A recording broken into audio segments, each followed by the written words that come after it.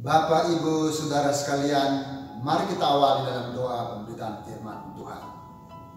Segala puji syukur, hormat, kebesaran, dan kemuliaan kami kembalikan kepada Tuhan.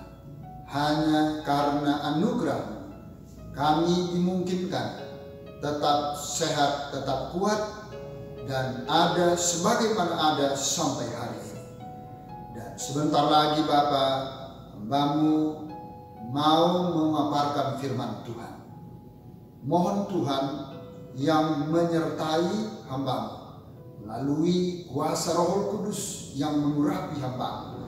Karena roh hikmat marifat dari sorga, agar supaya ketika hamba-Mu memaparkan firman Tuhan, firman itu benar-benar menjadi berkat bagi semua jemaat. Kuduskan segenap tubuh jiwa roh hamba, agar supaya hamba-Mu layak di hadapan. Demikian semua jemaat, Engkau juga mengkuduskan mereka, sebab Engkau Allah yang Maha Kudus. Dan dalam kekudusan Tuhan, kami akan melihat kemuliaan dinyatakan di dalam kehidupan kami. Terima kasih Bapa di sorga, kami siap memaparkan firman Tuhan demi satu nama yang ajaib, yaitu Tuhan Yesus Kristus, menembus jiwa kami. Haleluya, haleluya, amin. Haleluya, haleluya, shalom Bapak Ibu Saudara sekalian. Apa kabar hari ini? Doa dan harapan saya, semuanya dalam keadaan sehat, kabar baik luar biasa. Sebab anugerah Tuhan limpah atas kita semuanya. Senang sekali hari ini Tuhan izinkan kita tetap beribadah serta dapat berinteraksi melalui firman Tuhan. Saudara dikasihi oleh Tuhan, izinkan saya menyampaikan satu topik pemberitaan firman Tuhan, yakni pelajaran dari Petrus. Sekali lagi, pelajaran dari Petrus. Perhatikan Alkitab kita masing-masing, pastikan kita dapat berinteraksi melalui firman Tuhan. Saya akan membacakan dari Injil Yohanes pasal 1 ayat 41 sampai 42. Demikian pemberitaan firman Tuhan. Andreas mula-mula bertemu dengan Simon saudaranya, dan ia berkata kepadanya, "Kami telah menemukan Mesias," artinya Kristus. Ia membawanya kepada Yesus. Yesus memandang dia dan berkata, "Engkau Simon anak Yohanes, engkau akan dinamakan Kefas," artinya Petrus. Amin. Pelajaran dari Petrus.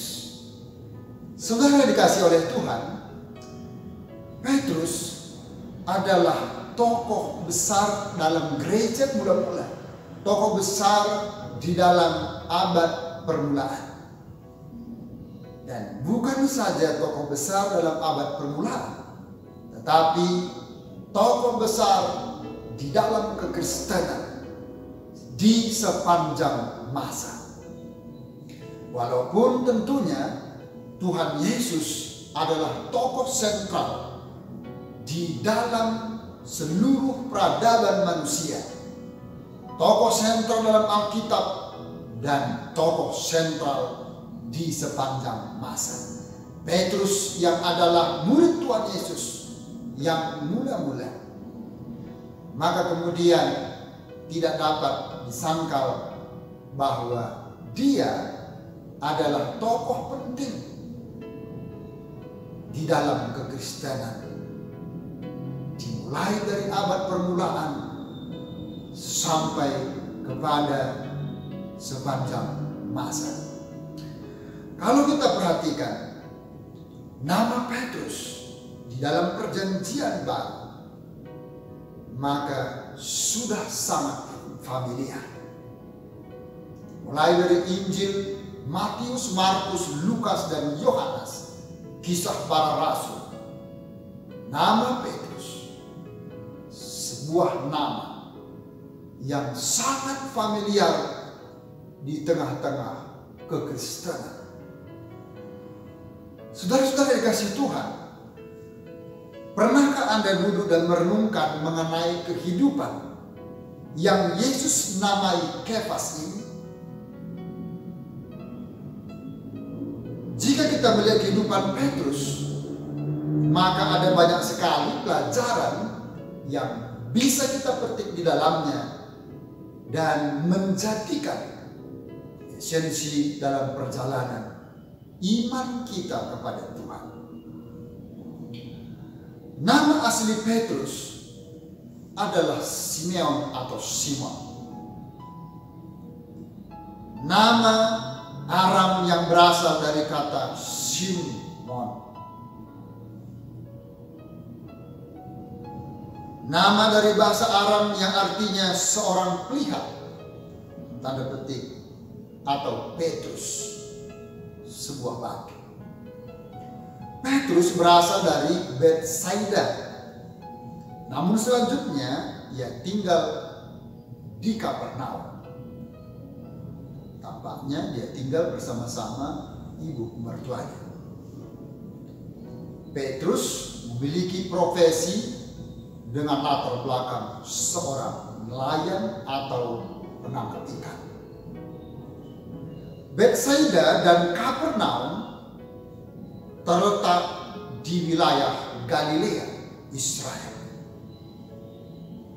Sangat menarik ketika kita melihat bahwa catatan keempat Injil, Matius, Markus, Lukas, dan Yohanes, berikan gambaran bahwa Petrus sebagai pribadi yang berbeda.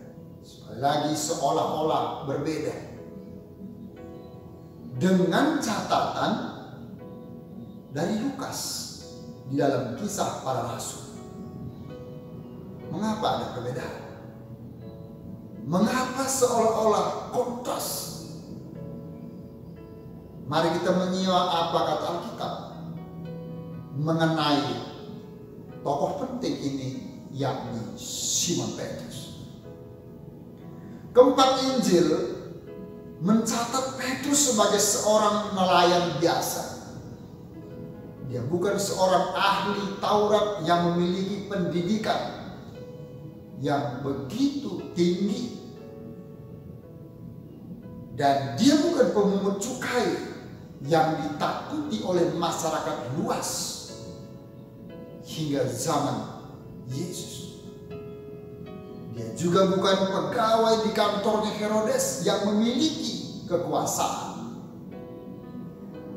Dia juga bukan dari keturunan kaum bangsawan. Dia bukan siapa-siapa. Dan dia tidak memiliki power di tengah-tengah masyarakat. Dia hanya berprofesi sebagai nelayan. Dalam strata masyarakat, Petrus diposisikan sebagai kaum marginal. Dia hanya dipandang oleh sebelah mata dalam strata masyarakat. Saudara-saudara yang dikasihi Tuhan, Petrus tidak berpendidikan tinggi. Dan Kisah Para Rasul pasal 4 ayat 13. Sebagai seorang nelayan. Tetapi kemudian dia dipanggil oleh Yesus melalui saudaranya, yakni Andreas. Dan titik itulah menjadikan Petrus akhirnya menjadi pengikut Yesus, termasuk kepada salah satu dari 12 murid Tuhan Yesus. Rupanya sebagai pengikut Yesus, Petrus menjadi salah seorang murid, bisa dikatakan sangat dekat dengan Tuhan Yesus. Paling tidak ada 3 murid yang paling dekat dengan Yesus. Mereka adalah Yohanes, Yakobus, dan Petrus sendiri. Salah satu bukti kedekatan itu adalah ketika Yesus dimuliakan di atas gunung. Ia menyuruh semua murid menunggu di kaki gunung. Ia hanya mengajak ketiga orang ini pergi ke gunung bersama dengan Petrus. Selain itu, Petrus pun terkenal dengan sangat pemberani. Saudara, hanya Petrus yang berani menantang Yesus untuk memampukan dia berjalan di atas air. Sungguh luar biasa. Sementara murid-murid yang lain sedang dalam ketakutan. Dalam Matius pasal 14 ayat 22 sampai 33. Kemudian Yesus mengabulkan permintaan dari Petrus untuk berjalan di atas air. Selanjutnya Petrus seorang yang sangat cepat merespon atau menanggap atas setiap pertanyaan yang disampaikan oleh Tuhan Yesus. Petrus adalah murid yang menjawab pertanyaan Yesus. Engkaulah Mesias, Anak Allah yang hidup. Dan semangat Petrus tidak diragukan lagi dalam hampir setiap momentum kebersamaannya dengan Yesus dan para murid. Ini sungguh luar biasa bagaimana sifat-sifat Petrus yang diekspos oleh Alkitab. Namun demikian, Petrus juga tidak luput dari unsur-unsur kelemahan. Ia banyak berbicara tetapi terlalu sedikit berpikir. Terlalu sedikit pertimbangan. Secara psikologis kemungkinan besar ia adalah seorang yang berkarakter sanguinis. Sebagai seorang yang menyala-nyala, yang lambat berpikir tetapi cepat untuk bertindak dan berkata-kata, Petrus pada akhirnya justru menjadi orang satu-satunya dari semua murid Tuhan Yesus yang pernah menyangkal Yesus sampai 3 kali. Padahal di antara semua murid, Petruslah yang paling vokal, yang pernah mengumbar janji dengan berkata, sekalipun aku harus mati bersama-sama engkau, katanya kepada Yesus, aku tak akan menyangkal engkau. Dicatat dalam Matius pasal 26 ayat 35. Injil Markus juga menambahkan bahwa Petrus menyatakan hal tersebut dengan lebih bersungguh-sungguh. Lukas menceritakan bahwa Petrus berjanji, Tuhan, aku bersedia masuk penjara dan mati bersama-sama dengan engkau. Lukas 22 ayat 33. Tetapi apa yang terjadi? Murid paling vokal ini ternyata menyangkal Yesus. Semua pernyataan atau statement yang dia sampaikan tidak terwujud. Murid yang paling vokal ini ternyata menyangkal Tuhan Yesus. Petrus yang adalah murid terdekat dengan Yesus justru sekarang telah menjadi seorang pengkhianat di hadapan Yesus. Injil Yohanes menceritakan bahwa pasca Yesus ditangkap dan dieksekusi mati, maka Petrus telah meninggalkan semua panggilan dan atribut kekristenannya dan kembali lagi menjadi seorang pelayan sebagaimana profesi awalnya. Saudara-saudara yang dikasihi Tuhan, fakta ini berbicara bahwa dia sudah kembali ke kehidupannya yang lama, yaitu kehidupan sebelum berjumpa dengan Yesus, yaitu kehidupan sebelum dia mengenal Yesus, sebelum dia diikut sertakan, sebelum ditahbiskan menjadi salah satu murid dari Tuhan Yesus. Inilah Petrus yang digambarkan dalam keempat Injil. Inilah potret daripada Petrus. Dan itu dipublikasikan dalam keempat Injil, Matius, Markus, Lukas, dan Yohanes. Lalu pertanyaannya, bagaimana potret Petrus dalam kitab Kisah Para Rasul? Rupanya rekam jejak Kisah Para Rasul tentang Petrus berbeda kontras sangat tajam dengan kehidupan Petrus sebelumnya yang dicatat dalam keempat Injil. Kisah para rasul tentang Petrus berbeda sangat tajam. Petrus adalah orang yang berdiri dengan sangat berani bersama murid-murid yang lain. Kemudian Petrus berkhotbah di hadapan orang-orang Yahudi. Kisah Rasul pasal 2 ayat 41.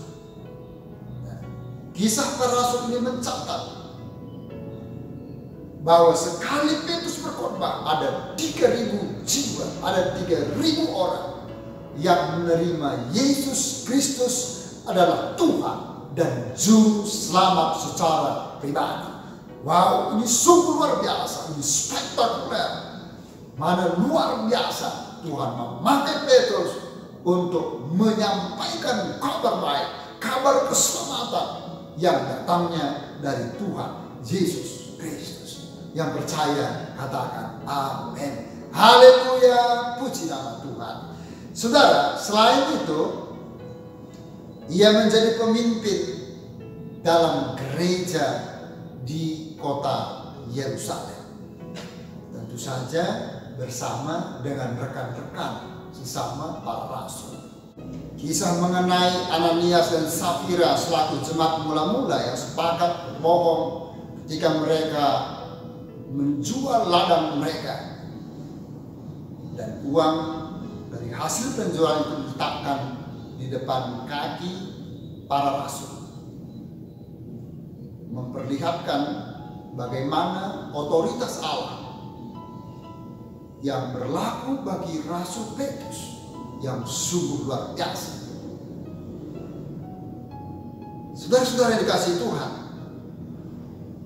dalam pelayanan karunia kesembuhan, kita mencatat hanya dengan bayangan saja jika Petrus berjalan lewat, bayangannya ketika mengenai orang-orang yang sakit, maka apapun jenis sakit penyakit yang dilalui oleh bayangan Petrus dinyatakan sembuh. Sungguh luar biasa Tuhan memakai Petrus sehingga otoritas Tuhan benar-benar nyata dalam pelayanan karunia kesembuhan yang dipercayakan kepada Rasul Petrus.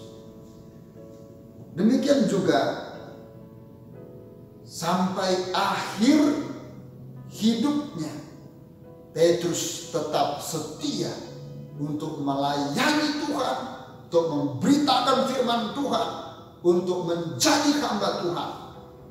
Dan Alkitab tidak pernah memberikan lagi bahwa Petrus memiliki rekam jejak seperti yang dicatat sebelumnya dalam keempat Injil.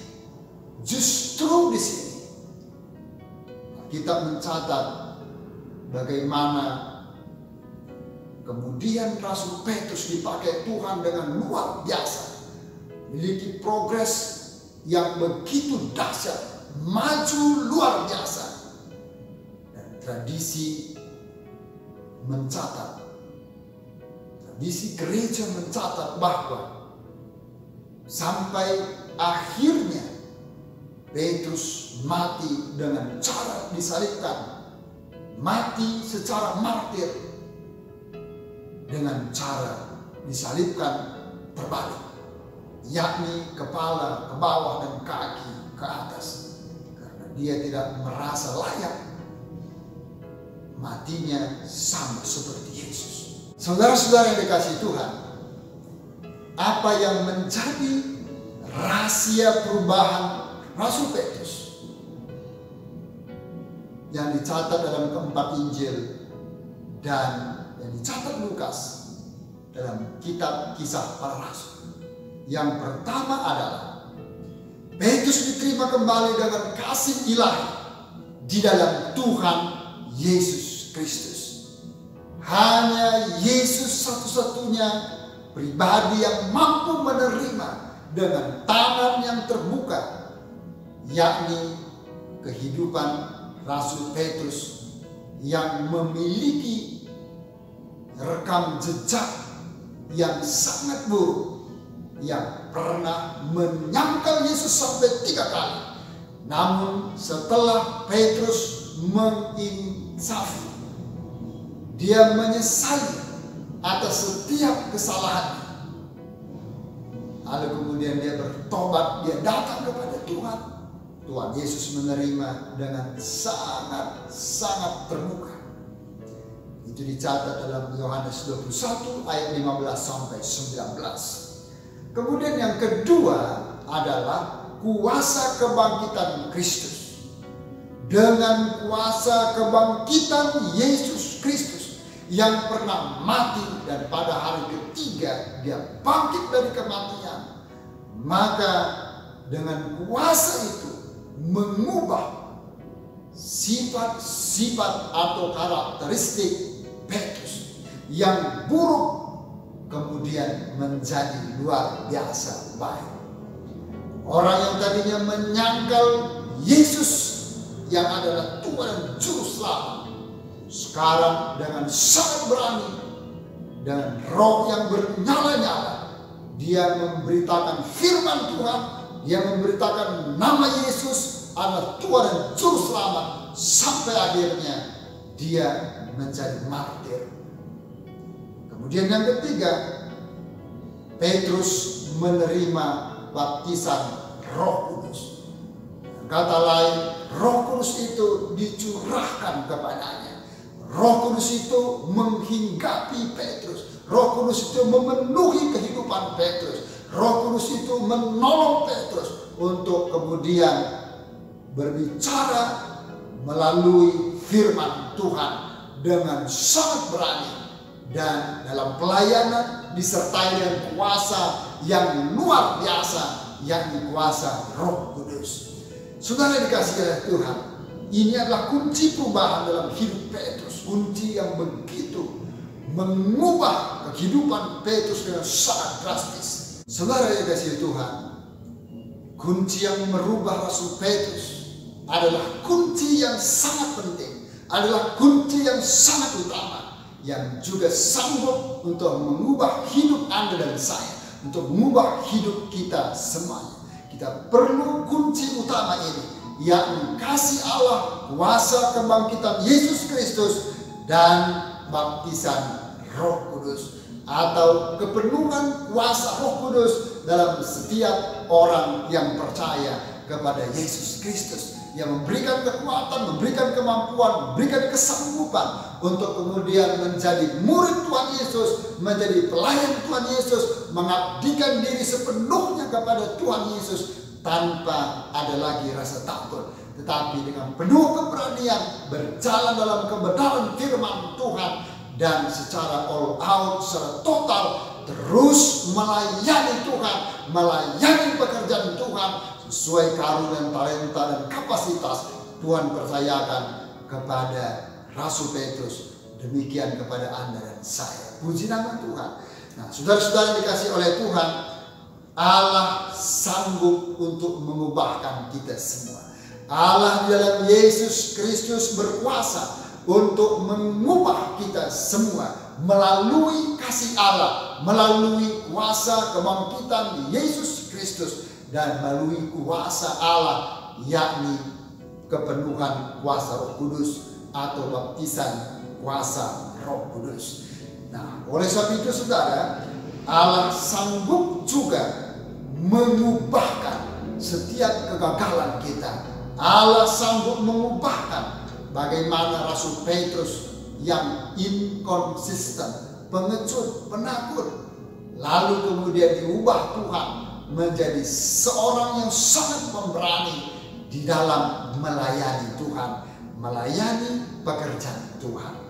Saudara dikasihi Tuhan, Allah sanggup untuk mengubah setiap orang, seperti Tuhan Yesus mengubah Rasul Petrus menjadi pribadi yang dipakai Tuhan dengan luar biasa, hidup dengan setia, melayani Tuhan dengan setia sampai akhir dari hidupnya. Maka dia Tuhan dapati setia mati martir menjadi berkat bagi setiap orang yang percaya kepada Kristus. Saudara, hal yang sama, Tuhan juga berkuasa untuk mengubah kehidupan Anda dan saya. Kita mengakui bahwa ada banyak kali kita mengalami kelemahan-kelemahan. Ada banyak kali kita melakukan perilaku-perilaku yang tidak diperkenankan oleh Tuhan. Tapi dengan kuasa firman Allah di dalam Yesus Kristus, Tuhan berkuasa mengubah hidup Anda dan saya.